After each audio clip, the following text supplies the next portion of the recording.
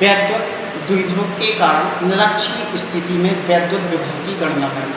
तो हमने आपको जैसे ही कल भी बताया था कि वैद्युत द्विध्रुव कहलाता क्या है, आप टॉपिक पढ़ चुके थे इसके लिए। वैसे लेसन नंबर 1 में भी हमने इसकी जानकारी दी थी, बताया था आपके लिए कि वैद्युत द्विध्रुव आखिरकार होता क्या है, कहलाता क्या है। तो यहाँ पे हमने एक वैद्युत द्विध्रुव माना, तो वो माना हमने ये, क्योंकि वैद्युत द्विध्रुव कहते कैसे हैं, इसके लिए किस प्रकार से डिफाइन किया जाता है। तो हमने बताया था आपको जैसे ही कि एक ऐसा निकाय जिस निकाय में दो बराबर तथा विपरीत प्रकृति के बिंदु आवेश एक दूसरे से अल्प दूरी पर स्थित होते हैं, बनने वाले उस निकाय को ही हम वैद्युत द्विध्रुव कहते हैं या वैद्युत द्विध्रुव के नाम से जानते हैं। तो हम यहाँ पे कह सकते हैं, ऐसा कहा जा सकता है कि वैद्युत द्विध्रुव एक एवी है जिसका निर्माण -q एवं +q बिंदु आवेशों के द्वारा किया गया है। अब परिमाण में बराबर, इसका मतलब क्या होगा कि अगर ये बिंदु आवेश 5 कूलाम का है तो ये भी बिंदु आवेश 5 कूलाम का होगा। मतलब अगर ये -5 कूलाम का बिंदु आवेश है तो ये +5 कूलाम का बिंदु आवेश होगा। तो हम क्या कह सकते हैं, एक ऐसा निकाय जिस निकाय में दो बिंदु आवेश परिमाण में समान अर्थात बराबर एवं विपरीत प्रकृति के माइनस एवं प्लस एक दूसरे से अल्पतम दूरी पर स्थित होते हैं। मतलब दोनों के बीच की जो अल्प दूरी होती है वो होती है 2l। यहाँ से यहाँ तक का मान होता है l, यहाँ से यहाँ तक का मान मान लेते हैं हम l। तो कुल दूरी क्या हो जाएगी वैद्युत द्विध्रुव एवी की, वो हो जाएगी आपकी 2l। तो हम मान लेंगे कि जो वैद्युत द्विध्रुव है, इस वैद्युत द्विध्रुव का जो मध्य बिंदु है, मिड पॉइंट है, वो है O। तो मध्य बिंदु से O से A तक की दूरी हो जाएगी स्मॉल l और O से B तक की दूरी हो जाएगी स्मॉल l, क्योंकि हम मान लेते हैं कि वैद्युत द्विध्रुव की जो अल्पतम कुल दूरी होती है वो 2l होती है। अब इसी वैद्युत द्विध्रुव AB के कारण हमें निरक्षीय रेखा पर या निरक्षीय स्थिति में वैद्युत विभव की गणना करनी है। तो देखो ये हो गया हमारा वैद्युत द्विध्रुव AB। अब चूंकि कल हमने अक्षीय स्थिति में पढ़ा था, मतलब इसी वैद्युत द्विध्रुव की अक्ष पर वैद्युत विभव निकाला था। अब इसकी अक्ष कहाँ हो सकती थी, यहाँ कहीं या यहाँ कहीं, ये इसकी अक्ष कहलाती। लेकिन यहाँ पे जो हम वैद्युत विभव की गणना कर रहे हैं वो निरक्ष पर निकाल रहे हैं, निरक्षीय रेखा में या निरक्षीय स्थिति में। तो देखो निरक्षीय स्थिति कहाँ पे होगी, इस वैद्युत द्विध्रुव का जो लंब अर्धक होगा या जो लंब समद्विभाजक होगा, तो इसका लंब समद्विभाजक करोगे आप, मतलब एक चाप यहाँ से लेकर के आधे से अधिक दूरी पर यहाँ लगाओ, आधे से अधिक दूरी लेकर के एक चाप यहाँ पे लगाओ, यहाँ कहीं इसका क्या पड़ेगा, लंब समद्विभाजक या लंब अर्धक पड़ेगा। तो या यहाँ पे ले सकते हम या यहाँ पे ले सकते। तो यहाँ पे ये कितनी, मान लिया हमने कि ये स्मॉल r दूरी पर अन्य कोई बिंदु P जो कि इसका क्या होगा, लंब अर्धक होगा या लंब समद्विभाजक होगा। तो हम क्या कह सकते हैं कि वैद्युत द्विध्रुव AB के कारण वैद्युत द्विध्रुव के मध्य बिंदु O से स्मॉल r दूरी पर अर्थात बिंदु P पर निरक्षीय स्थिति में जो कि वैद्युत द्विध्रुव के साथ यहाँ पे 90 डिग्री का कोण है। तो हम क्या कह सकते हैं कि वैद्युत द्विध्रुव AB के कारण बिंदु P पर निरक्षीय स्थिति में हमें वैद्युत विभव की गणना करनी है। अब चूंकि हमें वैद्युत विभव की गणना करनी पड़ेगी तो क्या करना पड़ेगा, बिंदु आवेश से जिस बिंदु पर वैद्युत विभव की गणना करनी है वहां तक की दूरी की आवश्यकता पड़ेगी। इसलिए हम क्या करेंगे, बिंदु आवेश एक तो हमारे पास था -q और दूसरा बिंदु आवेश था हमारे पास +q। -q बिंदु आवेश और +q बिंदु आवेश, दोनों बिंदु आवेश से बिंदु P तक की हम दूरी ज्ञात कर लेंगे। देखो जरा, -q से बिंदु P तक की दूरी और +q बिंदु आवेश से बिंदु P तक की दूरी। अब चूंकि इससे पहले हम एक टॉपिक पढ़ चुके थे, किसी बिंदु के कारण या किसी बिंदु आवेश के कारण किसी बिंदु पर वैद्युत विभव, वो हमने क्या निकाला था, 1/4πε0 q/r। तो देखो इस -q बिंदु आवेश के कारण बिंदु P पर वैद्युत विभव और +q बिंदु आवेश के कारण बिंदु P पर वैद्युत विभव। हमें दूरी कहाँ से कहाँ तक की चाहिए पड़ती, वो दूरी चाहिए पड़ती हमें उस आवेश से जिस बिंदु पर हमें वैद्युत विभव की गणना करनी पड़ती है वहां तक की दूरी चाहिए पड़ती। तो देखो यहाँ से पहले निकालेंगे हम +q बिंदु आवेश से अर्थात बिंदु B से बिंदु P तक की दूरी, यही दूरी लेंगे ना हम। तो हम क्या सूत्र क्या पढ़ा था हमने, V = 1/4πε0 q/r।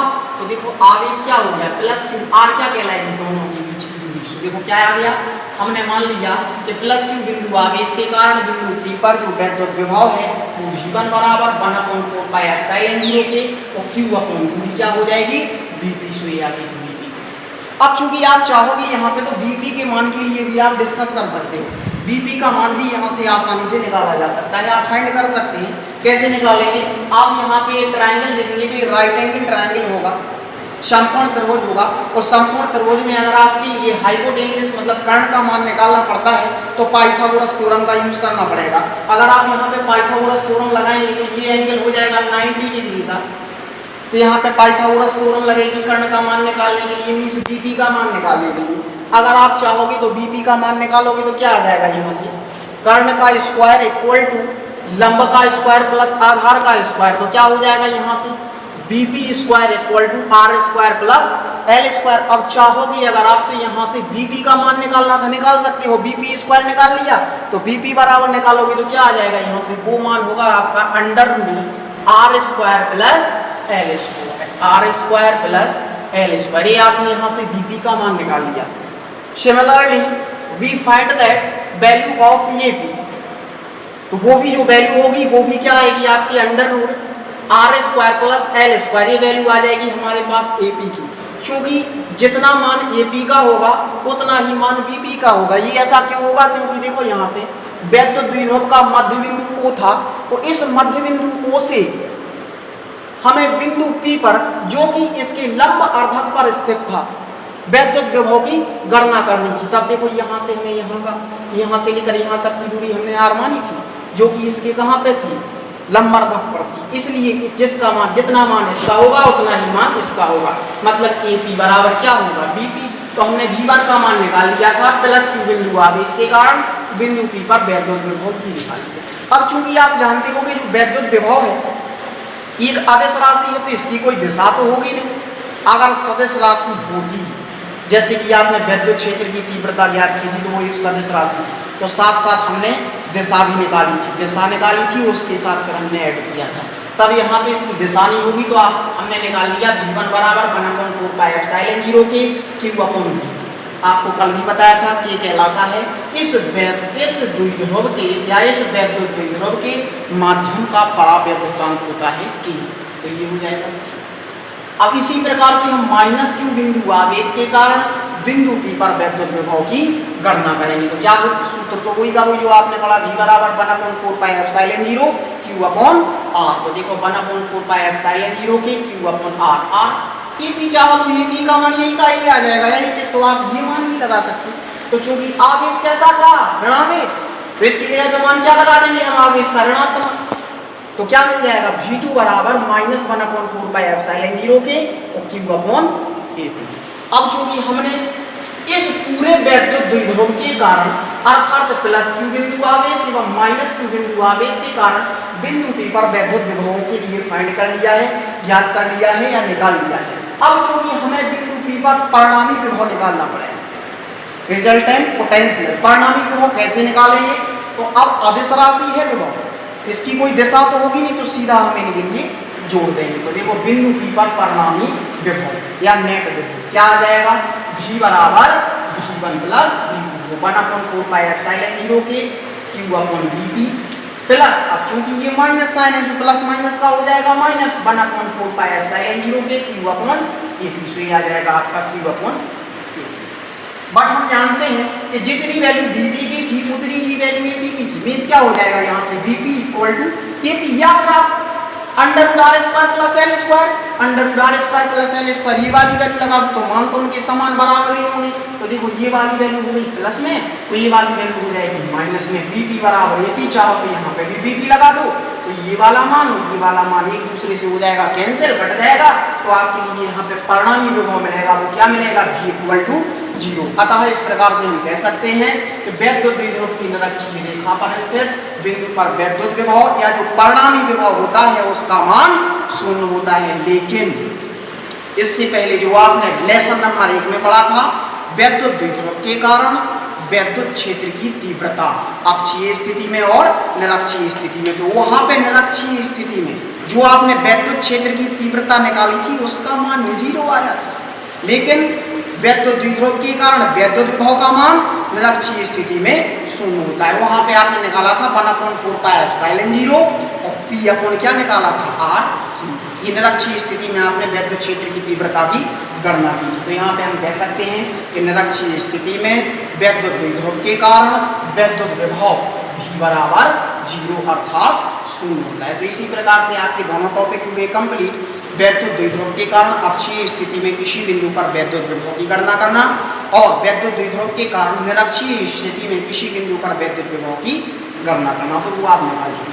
उसी के आगे तीसरा टॉपिक है, हम उस पर चर्चा करेंगे, डिस्कशन करेंगे, जैसे कि वैद्युत द्विध्रुव के कारण किसी बिंदु पर वैद्युत विभव। इसका मतलब हुआ पहले आपने यहाँ से अक्षीय स्थिति में विभव निकाला, निरक्षीय स्थिति में वैद्युत विभव निकाला।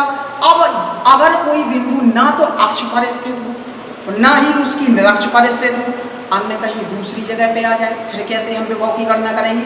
तो वो है आपका तीसरा तरीका, जो है वैद्युत द्विध्रुव के कारण किसी बिंदु पर विभव। हमने मान लिया कि AB एक वैद्युत द्विध्रुव है, इलेक्ट्रिक डाइपोल है, जिसका निर्माण +Q एवं -Q बिंदु आवेशों से मिलकर के हुआ है और इन दोनों बिंदु आवेशों के जो बीच की दूरी है अत्यंत अल्प, वो 2L है। तो देखो ये हो जाएगा इसका मिड पॉइंट, मध्य बिंदु वैद्युत द्विध्रुव का।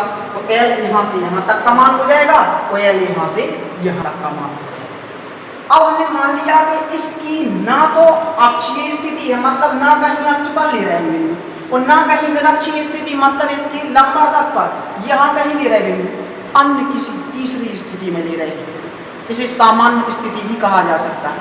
तो यहाँ पे मान लिया हमने कि वो सामान्य स्थिति में जो बिंदु P है या अन्य जगह पे बिंदु P है, इस पर हमारे लिए वैद्युत विभव की गणना करनी है। किसके कारण करनी है? ये है वैद्युत द्विध्रुव AB। इस वैद्युत द्विध्रुव AB के कारण हमें बिंदु P पर वैद्युत विभव निकालना है। तो मान लेंगे हमेशा let polar coordinate of point P r, जो इसके ध्रुवीय निर्देशांक हैं बिंदु P के, वो r, है। तब देखो यहाँ से हम क्या करेंगे, अब चूंकि आपको किसी भी बिंदु पर अगर वैद्युत विभव की गणना करनी है तो उस बिंदु की बिंदु आवेशों से हमारे लिए दूरियां निकालनी पड़ेगी या दूरी की आवश्यकता पड़ेगी। अब चूंकि देखो ये बिंदु P है, इस बिंदु A से P तक की दूरी की आवश्यकता पड़ेगी। यहाँ पे देखो वैद्युत द्विध्रुव का दूसरा बिंदु B है, इस बिंदु B से हमारे लिए P तक की दूरी की आवश्यकता पड़ेगी। तो इनकी दूरियों को हम कैसे निकाल सकते हैं वो देखेंगे। दूरियां निकालेंगे तो पहले तो हम इसके लिए इससे ज्वाइन कर लेंगे, तो इसके लिए इससे ज्वाइन कर लेंगे।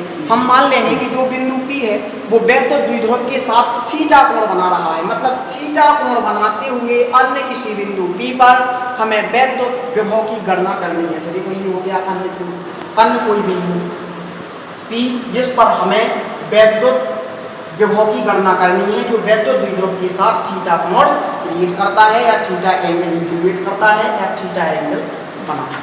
तब हम देखेंगे यहाँ पर निकालेंगे। तो पहले हमें इतनी डिस्टेंस निकालनी पड़ेगी और इतनी डिस्टेंस निकालनी पड़ेगी। अब चूंकि ये दूरी निकालेंगे हम, तो कैसे निकाली जा सकती है? इस दूरी को निकालने के लिए हमें क्या करना पड़ेगा?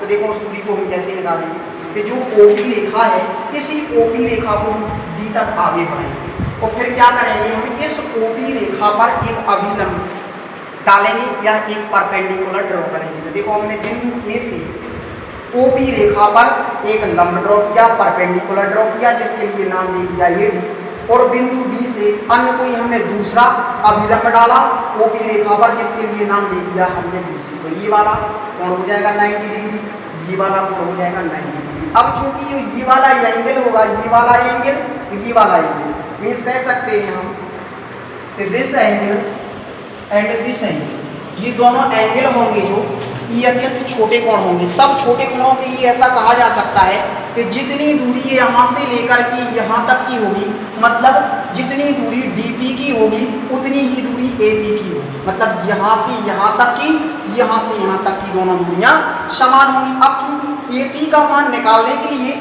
हमारे लिए अगर ये मान मिल जाए तो आसानी से निकाला जा सकता, क्योंकि हम ऐसा कह सकते हैं कि जो AP का मान होगा वो लगभग बराबर होगा DP के मान। तो यहाँ से हमारे पास ये मान तो हमें पता ही है कि बिंदु P वैद्युत द्विध्रुव के मध्य बिंदु से थीटा कोण बनाते हुए स्मॉल स्मॉल आर दूरी पर स्थित है। तो देखो यहाँ से यहाँ तक की दूरी तो हमें पता ही है कि स्मॉल आर है। अब चूंकि दूरी की बात आती है ओडी की, कि हम ओडी का मान कैसे निकालेंगे। तब देखो एक समकोण त्रिभुज बन गया, राइट एंगल ट्रायंगल। तो हम कह सकते हैं इन राइट एंगल ट्रायंगल समकोण त्रिभुज में, और समकोण त्रिभुज कौन सा हो जाएगा, ए डी ओ, एक समकोण त्रिभुज है। तब यहाँ से देखो यह 90 डिग्री लंब, लंब के सामने की भुजा क्या कहलाएगी, कर्ण, तो कर्ण हो जाएगा ये।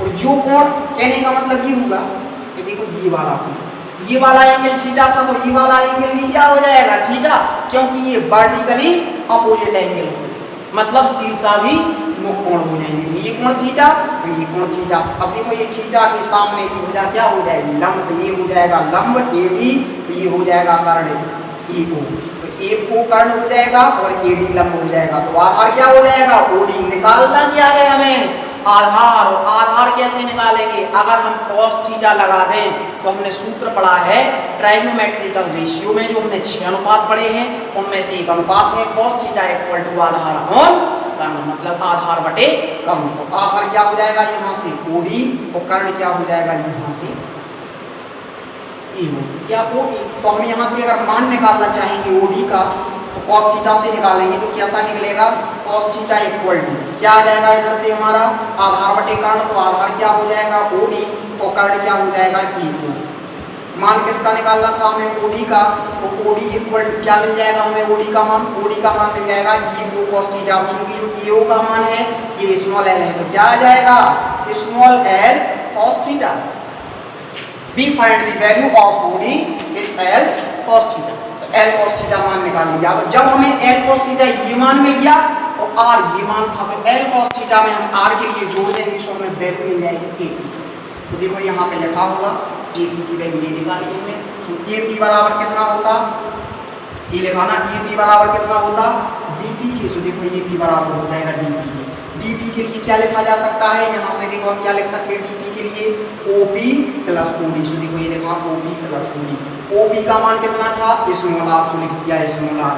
OD का मान कितना निकाला हाल ही में L cos थीटा, सो क्या आ जाएगा यहाँ से L cos थीटा। अब इसी प्रकार से हमारे लिए ये मान मिल गया, मतलब AP का मान मिल गया। तो हम माइनस क्यू बिंदु आ, इसके कारण बिंदु P पर वैल्यू जो है आसानी से निकाल सकते हैं। इसी प्रकार से हम क्या करेंगे, यहाँ से हम BP का मान निकाल लेंगे। अब ये कोण भी अत्यंत अल्प होगा, छोटा होगा, क्योंकि ये समस्त दूरियां तो अल्पतम ही है। तो अल्पतम दूरी, जब दूरियां भी अल्पतम होंगी तो ये वाले बनने वाले कोण भी तो अल्पतम होंगे, छोटे होंगे। तो क्या कह सकते हैं हम यहाँ से कि देखो जितना मान BP का होगा उतना ही मान CP का। तो देखो यहाँ पे लिखा होगा BP बराबर CP। अब चूंकि CP के लिए हम क्या, BP बराबर हो गया CP, CP का मान कैसे निकाला जा सकता, OP minus OC, OP minus OC। देखो इतने में से अगर हम कितना घटा दें OP माइनस OC, तो ये तो नहीं बचेगा कि नहीं बचेगा, और इसका मान इसके मान के कैसा होगा, बराबर होगा। सो देखो यहाँ से हम लिख सकते हैं OP का मान तो पहले से हमें पता था कितना था स्मॉल r, सॉरी इधर से देखेंगे OP का मान कितना था स्मॉल r माइनस OC, ये हटाए ना, तो इस त्रिभुज में ले लेंगे in right angle triangle BCO। So BCO में फिर हमें क्या निकालना, cos ही लगाना पड़ेगा। सो आधार देखो 90 के सामने की भुजा क्या हो जाएगी, कर्ण,